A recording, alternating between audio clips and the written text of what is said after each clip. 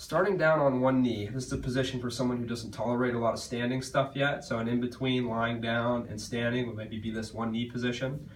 Now if you notice my front leg, a couple important characteristics. One is going to be, I like to keep a little pressure on the pad of my big toe, which lightly engages the arch of my foot. Nothing really hard where I'm scrunching the toes, just a little bit of light pressure through that toe. And I think of my foot somewhat as a tripod, where I want to have equal pressure here, here, and through the base of my heel. All right, so my foot is pretty much flat on the ground. Now if you watch my knee, I don't want to let my knee cave in, right? So I want to try and make sure my knee is even with my foot, maybe even a little bit beyond. But if I do that, I want to make sure if my ankle is tight, my whole foot may want to come up off the ground. So if it starts to raise that pressure off the big toe, I'll stay just shy of that, maybe keep my knee straight, right?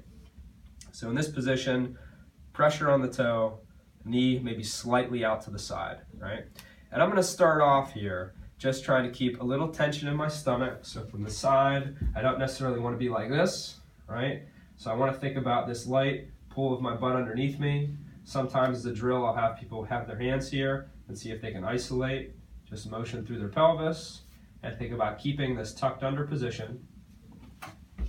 And then from here, we're going to start off just maintaining that and taking that knee straight forward, even maybe a little bit out to the side, and hopefully you feel more pulling in the front of your back hip. So it's just a light rocking motion. If this bothers your back knee, putting a pillow or a towel underneath it is typically a little more comfortable. Just a rocking motion. So this allows me to move into a little bit of motion at my ankle.